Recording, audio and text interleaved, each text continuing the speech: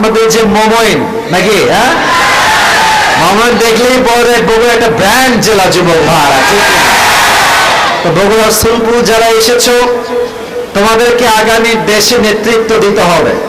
তো নেতৃত্ব দেওয়ার জন্য খ্যাত হলে হবে না, বগুড়ার সুলপুরকে স্মার্ট হতে হবে যুবক ভাই। আল্লাহ বগুড়ার সবাইকে আগামী দেশের নেতৃত্ব দেওয়ার তৌফিক দান করুক, পরে সবাই আমিন। আমি আসিফ হুজুর আপনাদের কাছে বিনয়ের সঙ্গে আবদার করতে চাই, আসলে ওয়াজ লম্বা হওয়া জরুরি নয়, এটা কি কনস্ট্রাকটিভ হচ্ছে কিনা, গঠনমূলক হচ্ছে কিনা, মানুষ কিছু বুঝতেছে কিনা, এটা হচ্ছে মূল জরুরি বিষয়। আমি ভূমিকার মধ্যে কিছু কথা ঠান্ডা মাথায় বলছি, আশা করছি আপনারা আমার কথাগুলো দিল দিয়ে শ্রবণ করবেন। আগে আমার দুই হাত দেখেন সবাই। একজন যুবক তার দুই হাত এমন করে পেতে দিয়ে বুকে গুলি খেয়ে শহীদ হয়ে জীবন দিয়ে দেশটাকে দ্বিতীয়বার স্বাধীন করেছিল। যুবকটার নাম কি বলেন তো সবাই আপনারা? শহীদ আবু সাইদ হলো তার নাম।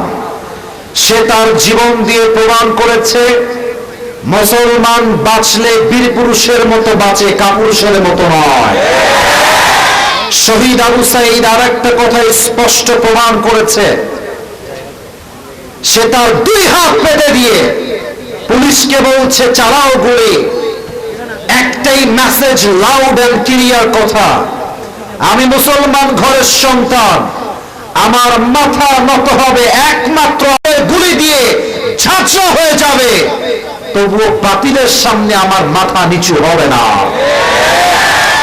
এখান থেকে আমি সবাইকে একটা মেসেজ দিতে চাই, বগুড়ার ছেলেরা, বগুড়ার ভাইরা, অনেকে ইন্ডিয়ার থেকে আমাদেরকে মাঝে মাঝে ভয়েস রেকর্ড পাঠাচ্ছে, আমি নাম বলতে চাই না।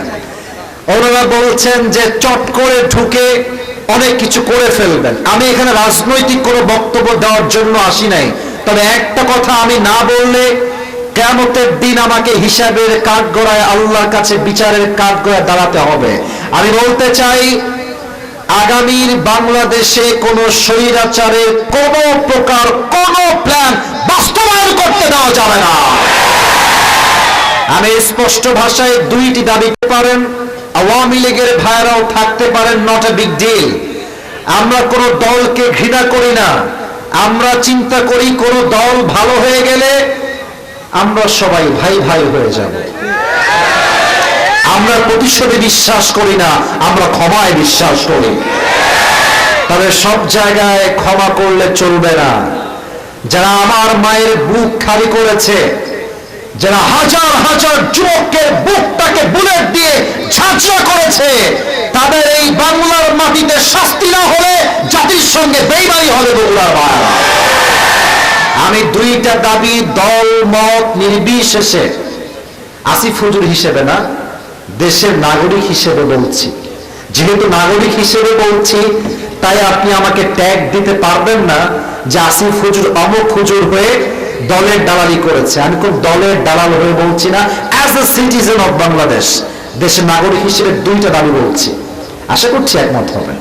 এক নাম্বার, আগামীতে এই দেশে নির্বাচন হবে, তবে সুষ্ঠু নির্বাচন হবে।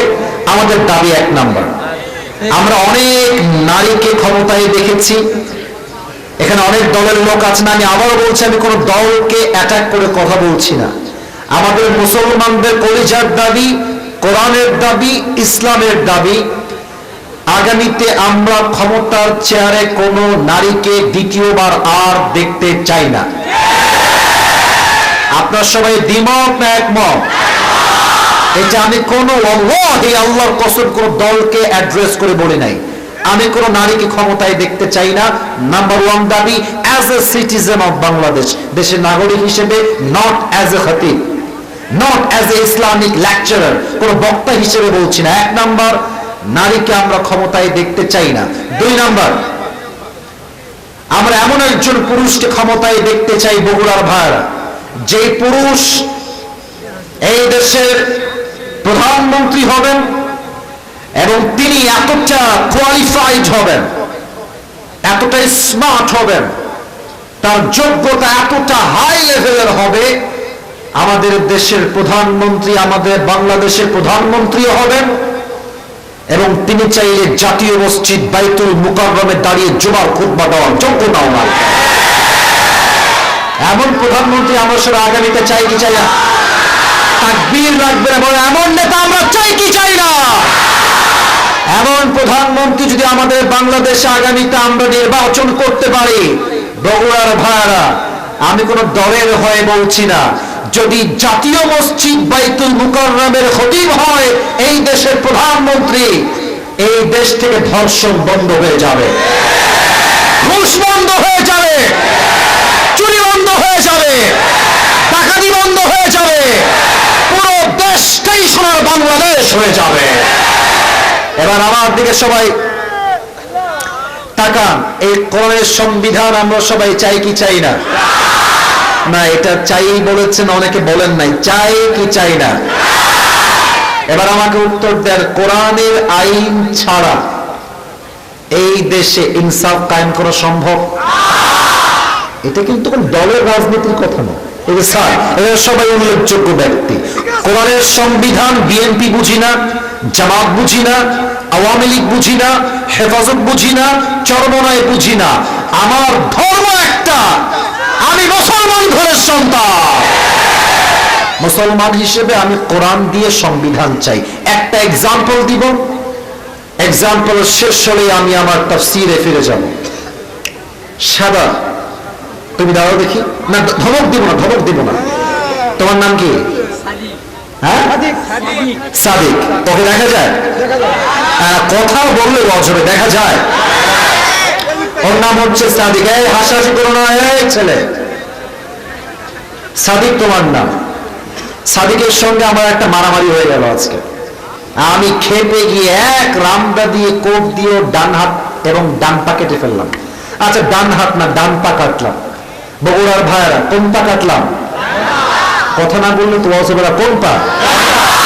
ডান পা কাটলাম। তো বগুড়ার সুরপুর যায় ডান দিকের খুব ডেঞ্জারাস, খুব খেপায়রা। এই যে এই পাশে গুলো ক্যামেরার জন্য আমাকে মেরে ফেলতে হবে, দাঁড়ায় থাকো। তো ওরা আমাকে ধরে ফেলছে, আসিফ হুজুরকে ধর ধর ধর ধর। কেন ধরবে? আসিফ হুজুর সাদিকের পা কেটে ফেলেছে। আমাকে আপনারা ধরলেন, স্যাররা আমাকে ধরে একটা মামলা দিল। এটা কিন্তু আমি হাসির জন্য মোটেও বলছি না, আমি একটা ব্যাখ্যা দিব কোরআনের সংবিধান কেন আমরা চাই। তো মামলা হয়ে গেল বগুড়ার জেলায়। 3 দিন পরে আমার ডাক আসলো, আমি চলে গেলাম জজের কাছে, কোর্টে বিচার বসলো। জজ সাহেব এসে বলছে, অর্ডার অর্ডার অর্ডার। আসিফ হুজুরের দোষ কি আপনারা বলেন?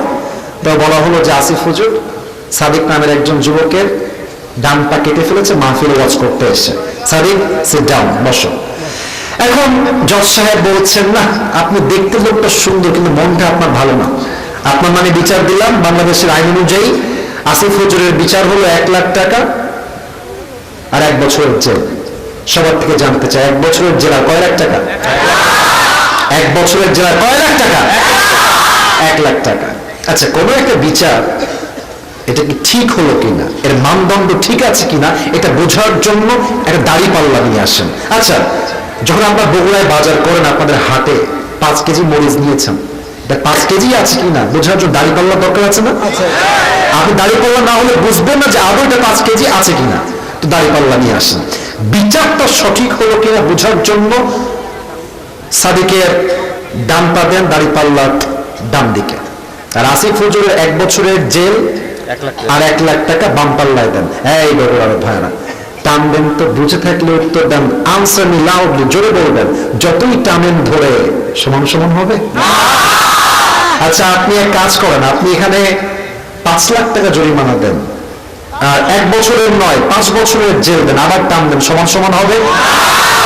যদি সমান করতে চান, আল্লাহর এই জমিনে আল্লাহর কোরআন দিয়ে আইন চালু করতে হবে। আগে ঠিক বলবেন, আগে বোঝেন কেমনে। আল্লাহর কোরআন বলছে সংবিধান হবে, কেউ কারো চোখ তুলে ফেললে তুমি তার চোখ তুলে ফেলো, কেউ তার হাত কেটে ফেললে তুমি তার হাত কেটে ফেলো।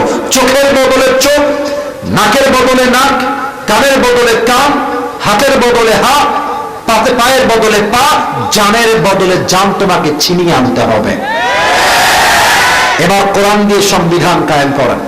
জজ সাহেবে রায় হবে, যেহেতু আসিফ হুজুর সাদিকের ডান পা কেটে ফেলেছে, তোমরাও আসিফ হুজুরের ডান পা এক কোপ দিয়ে কেটে ফেলো।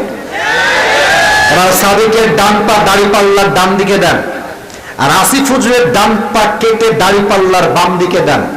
এবার টান দেন, দেখবেন দুইটা সমান সমান হয়ে গেছে। ওয়ামান হাকামা বিহি আদালা, এই কোরআন দিয়ে যে রাজ কায়েম করবে, সেই আল্লাহ ইনসাফ ভিত্তিক রাষ্ট্র কায়েম করতে পারবেন। আপনারা সবাই আল্লামা দেলোয়ার হোসেন সাইদি হুজুরের নাম শুনেছেন না? না, এটা আসতে বললে হবে না, শুনেছে? আমি আসিফ হুজুর একটা কথা আপনাদের সবাইকে বলছি, এখানে অনেকগুলো মিডিয়া আছে। সাইদি সাহেবের কয়েকশো বক্তব্য আমি কয়েকশো বার, কমপক্ষে 10-20 বার হলেও তো শুনেছি কয়েকশো বক্তব্য। কারণ আমাদের কাজই হচ্ছে আলোচনা করা, শিখতে হয় তো নতুন নতুন জিনিস। বিশ্বাস করেন, সাইদি হুজুরের জীবনে তিনি যত ওয়াজ করেছেন, তার মধ্যে যদি আমি টপ লিস্ট করি যে সবচেয়ে ভালো ওয়াজ কোথায় করেছেন, আমি একজন আলোচক হিসেবে বলছি, ওনার সবচেয়ে বেস্ট ওয়াজ তিনি করেছেন বগুড়ার মাটিতে। বলবেন হুজুর ভুয়া কথা, আপনি ইউটিউবে সার্চ দেন, আল্লাহু আকবার, কি সুন্দর কথা। উনি একটা কথা বলতেন যে আমরা হক কথা বললে আমাদেরকে গালি দেওয়া হয় মৌলবাদী বলে। তো উনি বলতেন যে মৌলবাদী বলে যতই গালি দাও আমরা মোটেও রাগ করি না, কারণ মৌল আসছে মূল থেকে। মূল মানে হচ্ছে আল্লাহ তাআলা, মূল মানে হচ্ছে হিজ লাস্ট মেসেঞ্জার মুহাম্মদ সাল্লাল্লাহু আলাইহি ওয়াসাল্লাম, মূল মানে কোরআন, মূল মানে হাদিস। যারা আমাদেরকে মৌলবাদী বলে গালি দাও, আমরা হলাম মূলবাদী, তোমরা হলো সব গাছের আগাবাদী। এবার বলেন, গাছের আগায় শক্তি বেশি না গোড়ায় শক্তি বেশি? এটা বগুড়ার সাউন্ডে হয় না, আগায় না গোড়ায়। উনি বলতেন তোমরা থাকো গাছের আগায়, আমরা থাকি গাছের গোড়ায়। বাড়াবাড়ি বেশি কইরো না, না হলে 16 কোটি মানুষ গাছের গোড়ায় একটা ঝাঁকুনি দিবে, মামার বাড়ি দিল্লি গিয়ে তোমরা পড়বা, দিল্লি গিয়ে তারা পড়েছে। উনি আর একটা কথা বলতেন, থামেন থামেন, স্লোগান দিবেন না, থামেন, লেট মি টক।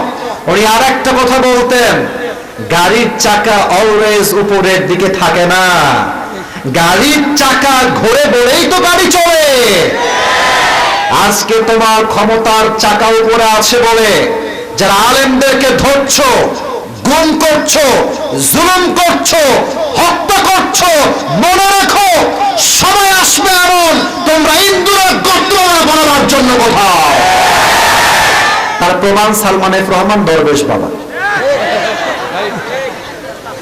হাসতেছেন, বুঝলে বুঝপাতা, না বুঝলে মিয়া আপনার পুরো জীবনের ইনকাম রাখবেন একদিকে, আর সালমান এফ রহমানের জাস্ট 1 মিনিটে তার ব্যাংকে যে টাকা আসে রাখবেন একদিকে, তারটা 1000 গুণ বেশি হবে। এত টাকার মালিক। আপনি ইউটিউবে সার্চ করুন, আজকে লিখে দেখবেন আদালতে উঠছে অসহায়ের মতো। এত টাকার মালিক, একটা আইনজীবী তার পক্ষে লড়বে নাই নাই। এটাই প্রমাণ, জালিমের পতন যখন আল্লাহ নিশ্চিত করে যায়, জালিম তখন ইন্দুরের বর্তমানে করার জন্য বগুড়ার ভাড়া। অতএব শিক্ষা গ্রহণ করেন, আগামীতে যেই দলই ক্ষমতায় আসুক আমাদের কোনো সমস্যা নাই। আল্লাহর আইনের বিরুদ্ধে একটা আইন পাস করলে বগুড়ার ছেলে তাকে দিল্লি ভাগতে বাধ্য করবে যুবক ভাড়া। আল্লাহ আগামীর সংসদকে কোরআন দিয়ে সাজাবার তৌফিক দান করুন, আমিন। আমার এই ভূমিকার কথা কি আপনারা রাগটা করছেন নাকি? আপনাদের বাসায় বউ আছে, বিবাহিত কারা কারা একটু হাত তুলেন তো, বিবাহিত কারা? আচ্ছা আচ্ছা, বিবাহিত ভাইরা মাশাআল্লাহ, হাত নামান।